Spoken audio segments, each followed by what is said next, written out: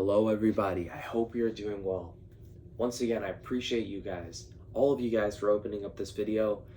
It truly shows how appreciative you guys are of my videos, and I appreciate your appreciation. So without further ado, let's dive into this video.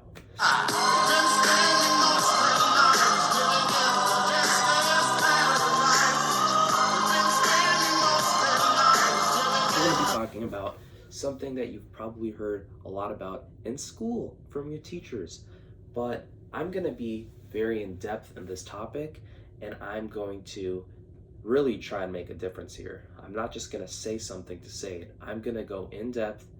I'm going to be different about this. So what we're going to talk about today is empathy. And I was reading in a book, I don't exactly remember what it was, but it was talking about how about narcissism and self-love, and how you can transform that into empathy that you can have for other people, where you can understand the moods of another person, and you can try to accustom yourself to their moods based on how they are, or you can try to understand where they're coming from, their life experiences, why they are the way they are, why their brains are wired the way they are, what has happened in their lives that has molded them into the person that they currently are. And when I think about this, it makes me think about the whole world. The world can truly be a place of sunshine and flowers, but it can also be a really harsh, painful, and cruel world.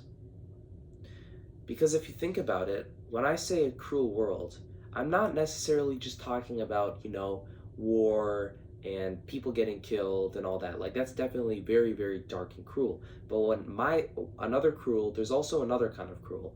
And it's where, if you look around you, there is not a single person in this world who doesn't have a level of narcissism to them. That includes me. That includes you guys. I'm narcissistic to some level or degree, and so are you, and so is everybody around you. There's not a single person in this world who has not been narcissistic or does not have a level or degree of narcissism to them. And if you don't believe me, I'll give you proof. Next time you go to the gym and you see somebody flexing or looking in the mirror, the one person they're looking at is themselves. If you see yourself looking at a family photo or a group photo, the first person you're going to be looking for is yourself. Maybe you're opening up your Snapchat and you're about to send your buddy some snaps, and you're first working on your whole appearance, your hair, you're making sure you're looking good because you're so narcissistic and so self-conscious of yourself. If you're presenting something to somebody or a group of people, you're shaking and you're getting tense because you're worried about how people are viewing you. So we all have a degree of narcissism to us, and to some degree it might be good because it can make us aware of how we are and how we can be different.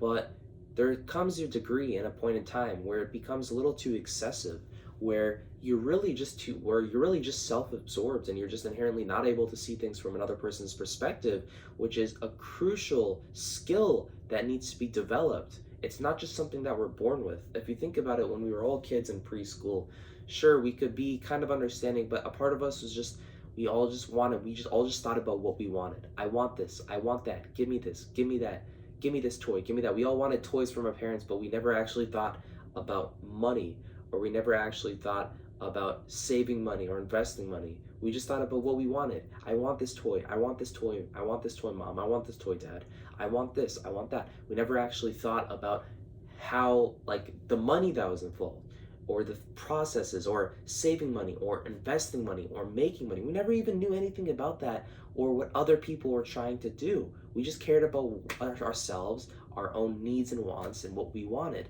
That is what I call narcissism, or generally we're self-absorbed.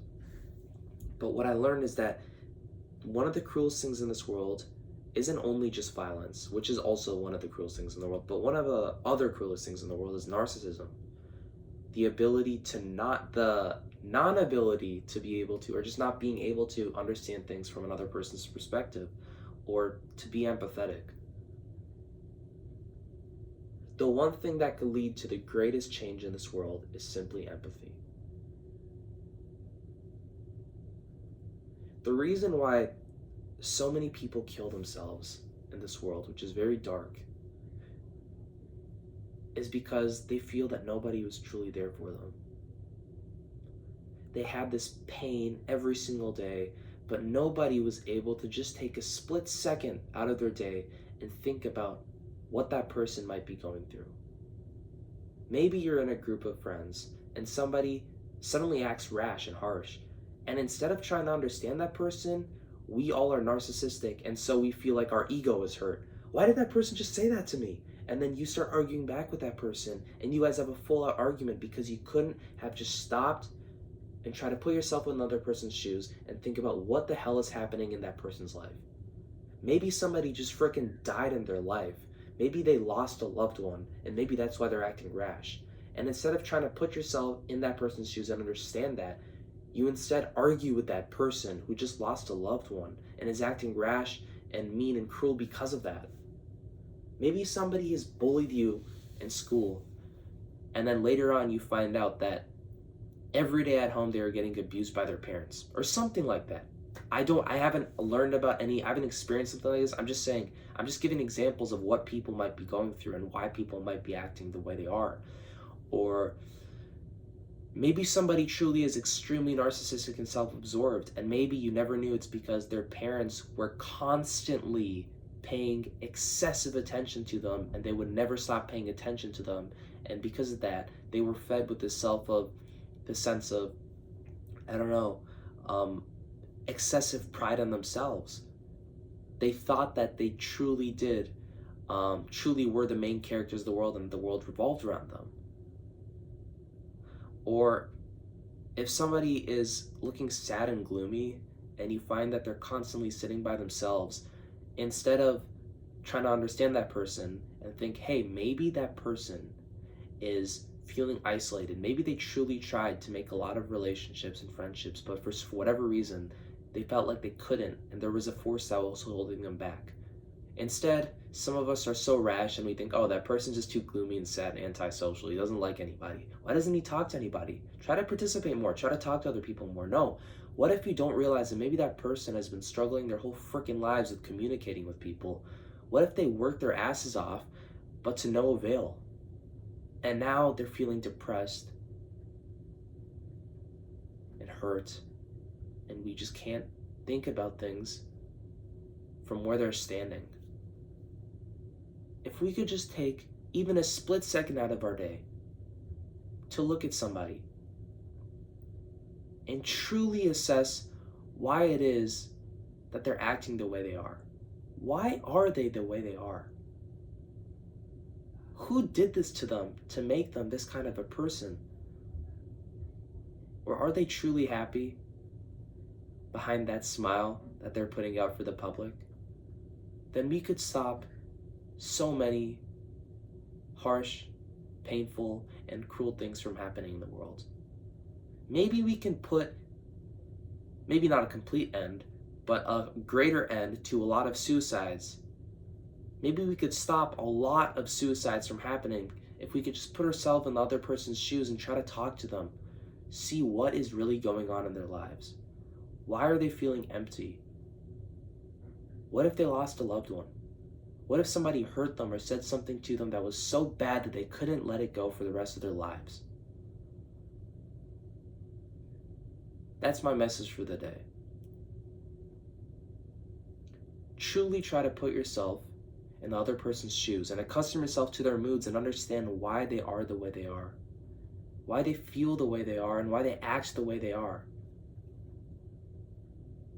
As I mentioned earlier, if you could just take a split second out of your day to do that and truly try to understand things from another person's perspective, then you can make a world of difference. You could lead to a greater and positive change in this world. So that's my message today about empathy. Thanks again for watching this video, and I hope you guys will have a great rest of your day or night, depending on where it is that you're living. See you guys later.